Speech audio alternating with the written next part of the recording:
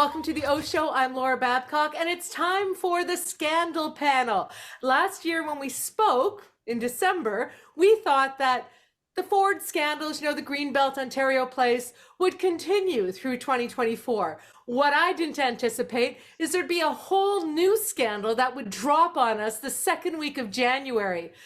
I didn't think Staples scandal could be a thing, but to find out that not only are we paying nurses 3 times more to private agencies and ERs are closing and our healthcare system's in total crisis, but the Ford government decided to sole source a contract to a donor buddy of theirs who runs Staples and is moving Service Ontario to the Staples locations with our money.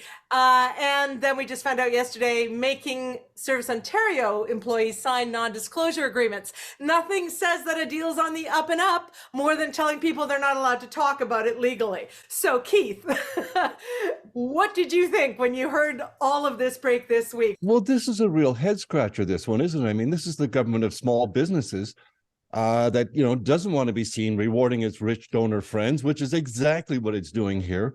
They're taking 11 of the Service Ontario stores, currently run by small business operators, essentially, and they're going to give them to Staples, a debt-ridden U.S. hedge fund-run company that's in some serious trouble in other places. We're told they pick Staples sole source, no tendering out of this because, well, they've got big parking lots and good hours. Okay. These people, remember, they're going to be doing our driver's licenses and our health cards. So what kind of security are we getting for the minimum wage that is paid or slightly above, to be fair to Staples? What on earth is going on with this? Why would they do this? Taking away the woman who operates the one in St. Catharines for the last 18 years. She's the one that disclosed, we got a gag order. They told us not to talk to the media. What on earth is that? Why? They're being put out of business. And of her 4 employees, or the 4 people who work there, I think she's one of them, only one is getting a job at Staples, which is what we were told, well, they'll all be able to get none of us thought higher paying or better, but a job at Staples. Have you ever asked for help at Staples? That's a whole nother issue.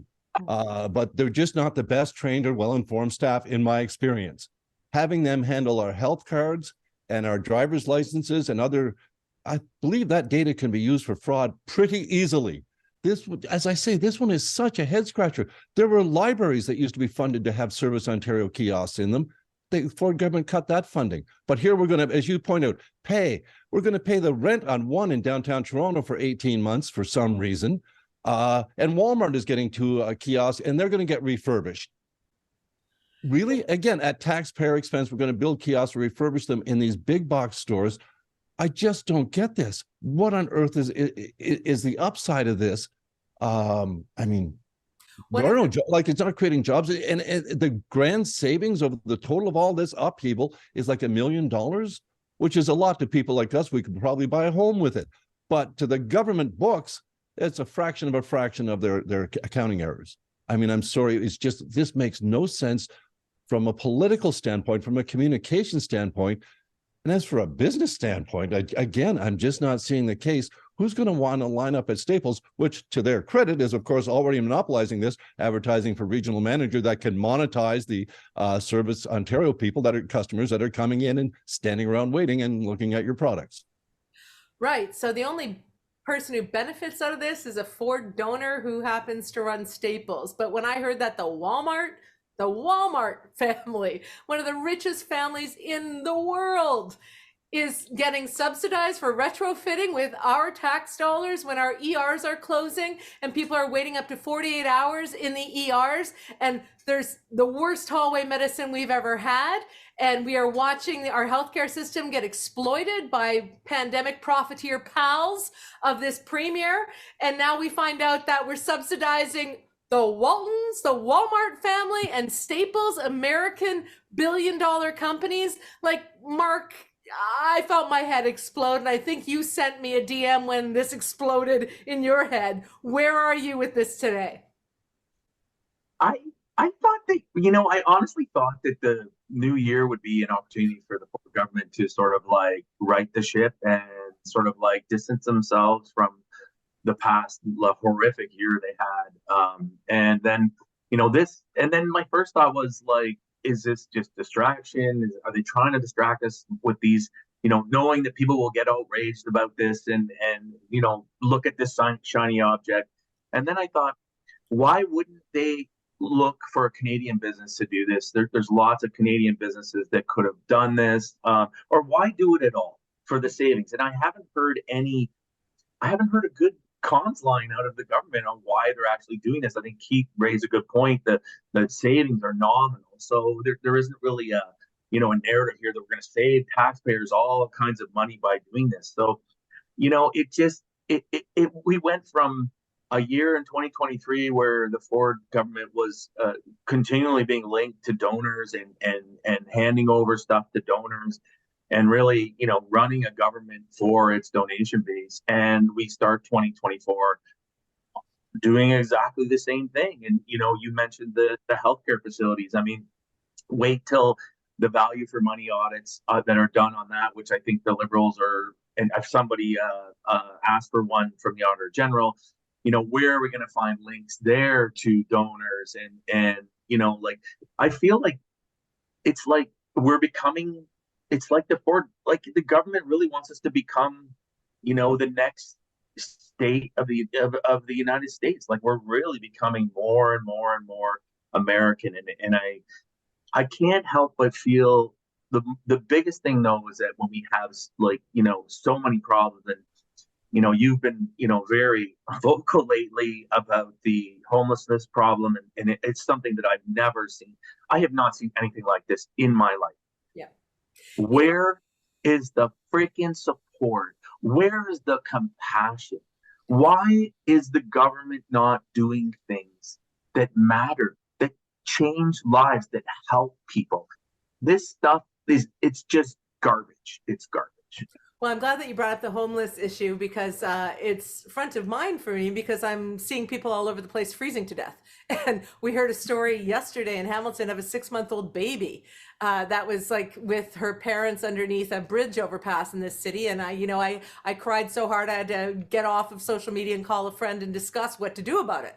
Fortunately, another group in Hamilton just put out a petition asking the Premier, Doug Ford, Mayor Andrea Horwath, and National Defence to open up the armories on James Street so people don't die. Like people don't die. We're watching our neighbors potentially die. And every week, as you know, there's huge food line in Hamilton, and we need to do all that we can. But to your point, why is this government not doing things to help people? I mean, I think you just hit the nail on the head. You guys started this scandal panel with me back in August when the Greenbelt broke, and we're like, what? Billions of dollars, shady deals, what the hell's going on? So I reached out to both of you as former journalists to help me, and former housing comms person to help me figure that out. I didn't think that there would be another scandal laid on top of it, but then came Ontario Place, where suddenly we've got to cut down all these mature trees and do a secret 95-year deal for an Austrian spa company. And then we saw shady things happening in a Las Vegas spa, and it's like, okay, we need a scandal panel. And then we watched healthcare collapsing, right? And we talked about that a little bit, but then to come into 2024, Mark, I know I joke that you're Pollyannic sometimes or just an eternal optimist, but you were saying kind of like, you know what, it's a chance for them to turn the dial, to use your language. They didn't. They're not. They don't care. And to see a government, see a premier take a 10-week vacation, go down to Florida, post pictures of himself warm and eating with Lecce and other business people when people in his hometown of Toronto, 10,000 of them, are at risk of freezing and starving on the streets. It's beyond shameless. And I don't know about you, Keith, you, I think, are also an optimist, and you've been watching Queen's Park for a very long time. Have you ever seen a provincial government so willing to not help the people, like just top up ODSP so people can afford their rents, put back rent controls so people aren't kicked out on the streets? Have you ever seen a provincial government who had the power to help the people in dire need exacerbate their suffering? It seems as heartless as when Mike Harris cut the welfare benefits, they were still called welfare, by 22%. And they still basically haven't recovered from that. The poorest of the poor, the people on disability supports in particular, some of whom we know are choosing medical assistance in death, in dying. The state will kill them because it's cheaper than keeping them in a livable condition and giving them enough food and housing. So we're at that level already. And if it doesn't break your heart, I mean, as you say, you hear about a 6-month-old, a baby living under a bridge with their parents. These are not all drug addicts and alcoholics when, you know, the common small c conservative perception of, oh, they're all, you know, they're there by choice. Absolutely not. There are certainly people that need, in my opinion, to be in an institution. But there are people there by no choice other than they're hungry, they have no money, they can't afford rent or a place to live or a room to share with someone. Where is the champion? Someone in this government to go against someone, even if they're given authority with a wink, go ahead, criticize us publicly. But someone in the PC caucus to show a heart, to say we can't have this. We can't have homeless encampments. Not, you know, okay, Toronto and even the Southern Ontario, but they're everywhere. They're in the Soo, they're in Thunder Bay. Can you imagine? Spend an hour outside, as you say, when you're doing the food lines on weekends, spending an hour standing there in that cold, knowing there's hot food at the end of the line is at least a goal, but that in itself just chills you to the bone. It cuts you to your core. Spend 24 hours like that with perhaps a child or a condition, medical condition that you're not getting treated. And you can't go to the emergency department because we found out 1 in 10 are waiting 48 or more hours to get a bed. These are people who need to be admitted to the hospital, waiting over 2 days. And as one emergency room doctor put it, you know, when a young mother dies in an emergency room waiting, that makes news. When a grandmother dies waiting for the care she should be getting in an ambulance bay or in a hallway, that doesn't make news. It's an everyday occurrence, he said. This is where we're at. So show some compassion. Oh, we've hired more nurses. We got an announcement today, more private clinics coming. The health minister with the biggest smile on her face talking about these things. And again, where's the compassion for the closed emergency rooms, for the hospital beds that are stacking up because they're not there, they're stacking up the emergency departments. This is getting so difficult, some obvious solutions, but just for that one, where is one champion for the people who are on the streets? At least get them, you know, open up some institutions, some army barracks, some military bases. For God's sakes, a museum ship. We can put some people in these things. The army knows how to take care of people and to set up and do it quickly. Why are they living under bridges and on the streets and behind ravines? It's insane. The level of cruelty behind these policies, like it's you know, there's that saying, cruelty is the point, and you think, who would ever make cruelty the point? But you mentioned the smile on the health minister, and somebody else mentioned that to me in a Twitter comment, and I zoomed in on it, the eyes and the mouth, and I thought, that is not a smile. That is Duchenne, that reflects an inner light and kindness and goodness and happiness. There was something in that smile that was scary to me. And I thought, and I asked, what happens in the caucus meetings, Mark? What happens when they hear from constituents about closing ERs and seniors dying in hallways and ambulance bays and rolling through towns with a heart attack, but your local ER is closed because Ford is gutting and enfeebling the healthcare public system to enrich private pals who are connected to these nursing agencies? I mean, what is happening when they hear about people who are all over freezing in sleeping bags in our downtowns across this province? Do they challenge the cabinet and the Premier Ford? Are they afraid of reprisal and keep their mouths shut? Are they laughing in greedy indulgence because this is benefiting their donors who are going to fund the party coffers so they can win another election and stay in power? Like, what is going on in the heads of these MPPs that are sacrificing their integrity and the survival of their fellow Ontarians for what? For power? For a blue power suit? Like, what is happening, Mark? As far as you know, please tell me. Well, in my opinion, they've given up government. I think that the PCs have figured out I spent 8 years in government. It's not easy. It's really, really hard. And the challenges that are facing our society they're huge. And, there isn't enough you can't do stuff in a short amount of time. You need a really long-term plan, you know, like housing first, all these kinds of things that take time, right? And I think that the conservatives have figured out that they just can't do it, and they're not committed to it. So, you know, the way I see them working now is basically putting things in motion that are going to change our society dramatically, which I would argue are for the worse, which is privatization. It's gonna give some money to Staples and you know, privatize things. And anybody who drives around town, who stops at a stoplight, sees somebody begging for change at a stoplight, goes by tense in the winter, has to be thinking something's wrong with this society. How can you sit there and think, you know, oh, those losers, you know, like if that's your mentality, then you've got the party in power that you want. Do you know that the food line was at 200 people in the spring? Now it's at 800 last Saturday. I've seen it, Laura. And you can't see that and not think like, what is this, Depression era?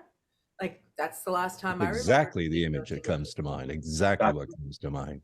And is that what we're in? No, we're in some pretty good financial times.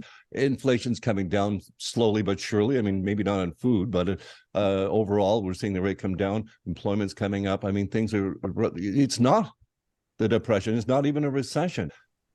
Really, this government seems, despite Premier Ford's insistence on being for the little guy, they clearly at every step of the way are for the big corporations, the big donors, the party backroom types that are always, you know, invisible to us, but their very presence is very well known and very obvious to anyone associated with the PC Party of Ontario. So they're not even subtle about it anymore. I mean, the same names are coming up in every Greenbelt story, right? There's this shamelessness that's happening, and it comes out, and every single Conservative MPP out there, PC MPP for Ford, you are responsible for the suffering at this point. Like these MPPs are responsible for the suffering at this point. If they don't have the courage to quit, cross the aisle, speak up, push back to save the people who are freezing and the people who are dying in emergency rooms, then they have to examine their soul. And I'm sorry to put it down to that level, but trust me, if you spend 2 minutes working directly with people who are in homelessness, many of them are in ODSP. Many of them have obvious injuries. They're not faking it. They're not trying to make money. You know, that's not who I've met. That is not what is happening. Seniors now who were living lifetime in managed poverty and low rent are now in homelessness on our streets. So I want every every PC MPP who's watching the Oshow, or everyone who's watching who knows one of them, to realize that they are now complicit in the suffering of the people of Ontario. And whether or not you agree with the idea of privatization being better than publicly managed assets, ideologically, I really don't care. What I care about is the execution of that philosophy and the impact that that is having on your neighbors, on the people of Ontario, not just people who are most vulnerable, everybody. But if you can't see the most vulnerable people suffering and dying, and you can't speak up to make some sort of an improvement, there's something wrong with you. There's something wrong with you, because profit is never a good enough motive to make humans suffer. And if you think it is, then there's something wrong with you. But if you don't think that profit over humanity is, you know, the way you want your legacy to be for the rest of your life and for your kids and grandkids, then do something. While the rest of us wait for the next election, do something. Do something to get ODSP rates back up. Do something to put back in rent controls. Do something to help the people of Ontario, because you're the provincial government, you're the government of Ontario, and you can do whatever the hell you want. So do something right for the people. Start now. It's never too late to help the people who are suffering and dying and in hunger in this province. Everyone has a heart, right? Everyone has a heart. You cannot, and it doesn't, I don't ideologically believe that Conservatives are against people in poverty. I don't believe that. I think it just comes down to priority. And this problem isn't going to get any better. It's only going to get worse. And what is it going to be? Are we going to need to see people freezing and dying and bodies in the street before people say, holy shit, we need to do something? Like, I'm sorry, but I've never seen it this bad. And I think the Depression era was a great analogy by Keith. I was not alive then. I've only seen the videos, but I have never in my lifetime seen things this bad. So when things are this bad, you cannot, if you have a heart and you have the power and the ability to influence public policy, to influence investment, if you can't find that in your soul, then why are you in politics? Why are you there? Sadly, I think the homeless situation has reached almost the same situation as we have with our First Nations. We have different levels of government pointing the fingers of, well, that's not my responsibility. The education's yours, housing is yours, this is yours. And what do we have? First Nations with boil water advisories going on decades. People living in third world conditions or worse in some situations. We're at that stage, it seems to be, with homelessness, where we can somehow walk by people sleeping in tents and sleeping rough and wearing a pair of socks if they're lucky, and not shoes and boots. And to the point about government spending, yeah, let's put some money where it costs a lot, I know, to administer the shelters where we take people in, especially the people when we're taking in families or women with children who have had to leave an abusive, all those situations. It does take money, it takes compassion, and it takes the right people. And we need all of those things together, but we need a champion for it. And we need some level of government to stand up and say, this is our issue. This is something we're going to deal with. And we've seen models. We've seen Finland, where, basically the Finnish concept is you start with giving them a small shelter, a roof over their head, and maybe some counseling, and then whatever other services. But it starts with wraparound services. It doesn't start with them under a bridge.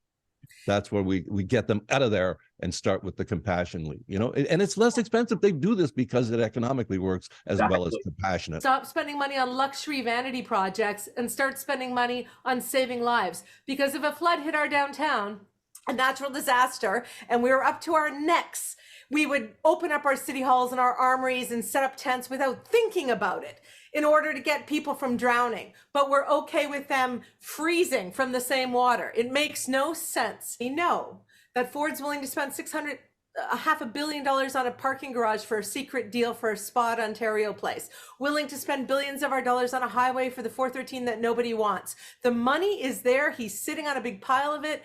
There is our money sitting there in their coffers at the provincial level. It is a matter of priority and a matter of compassion and a matter of the soul of this government. So again, if you know a Conservative MPP in this province, don't accept the excuse that healthcare is bad in Alberta too. Don't accept the fact that it's all Trudeau's fault. Go to them and say, you have the opportunity to change people's lives immediately. And you're choosing not to, because instead you're benefiting the rich donors of your party so you can stay in power. It's shameful, and I'm sick of it. And we should be calling all of our MPPs right now. Final word to each one of you guys, and then I'll let you go. Keith? Hospitals are having to borrow money, which they're not allowed to run deficits. So they're going to the banks to borrow money to pay for the expensive agency nurses, which they can't afford to have, right? And to just keep afloat.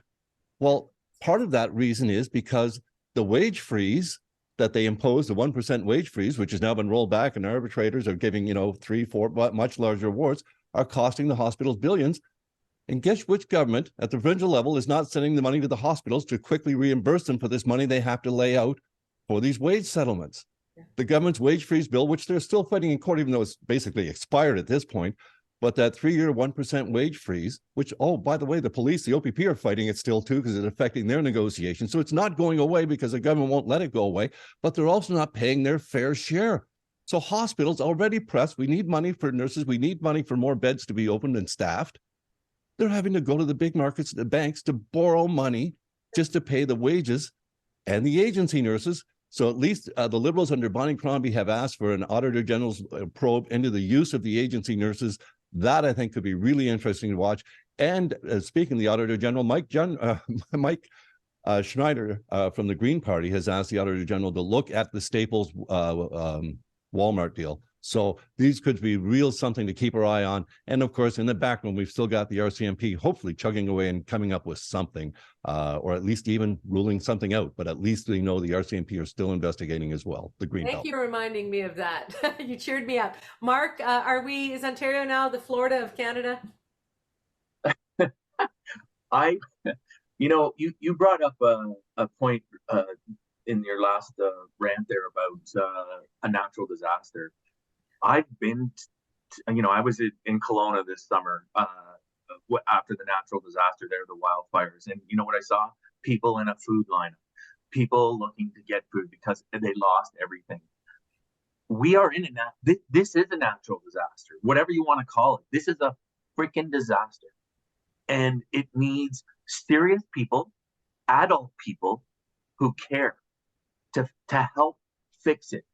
Enough is enough. This is a disaster in every community in Ontario. It's, facing the same problem. It's not going to go away because the warmer weather's going to come around. Oh, okay. Well, at least, it's no big deal sleeping in a tent. It's a vicious cycle. More and more and more and more people are ending up here. It's time for someone to grow up and fix this. And all levels of government are to blame. I'm not putting it all on the Ford government, but the priorities here are just I don't see any. Personally, I don't see them doing it. I think they're just going to let it go because they're in their minds, no one gives a shit. Well, we do. And to get through dark times like this, when you have leadership that looks as though it's callous and craven and unkind and cruel, you have to have hope and fearlessness. That's it. Those are the two things that work. I'm quoting Steve Schmidt from a podcast I listened at 3 a.m. last night when I was feeling overwhelmed by the size of this problem. Hope and fearlessness. And if we keep that in mind, Ontario, and we keep pushing back, these MPPs are going to realize that they're in trouble sticking with Ford. And we can get the kind of change we need, just like we reversed the Greenbelt deal. Let's not give up. It's cold, it's January, it's horrible. As my friend Brittle Star says, January wants us dead, but we will fight. we will fight for the lives of the people who are freezing right now as we're having this conversation. So thank you all for the scandal panel. Who knew we'd have a new one to add to the pile, the Staples scandal. But now, guys, we got a lot more to talk about. I'm sure I'll be seeing you very soon. Thank you all for watching the Oshow. Subscribe on YouTube. You know what? We got to do it together. Hope and fearlessness. Okay, take care, guys. Thanks. When you care about current affairs, it's on the Oshow. And when you want to get clear what's going on here, it's on the Oshow.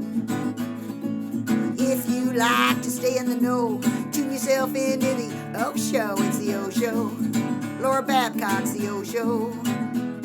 With a lot of great guests, she puts them to the test on the Oshow. There's no doubt they'll be calling them out on the Oshow. Stand for something or fall for it all. Ontario, hear the call of the Oshow. It's a podcast, the Oshow. Laura Babcock's the Oshow. Stay informed with the Oshow.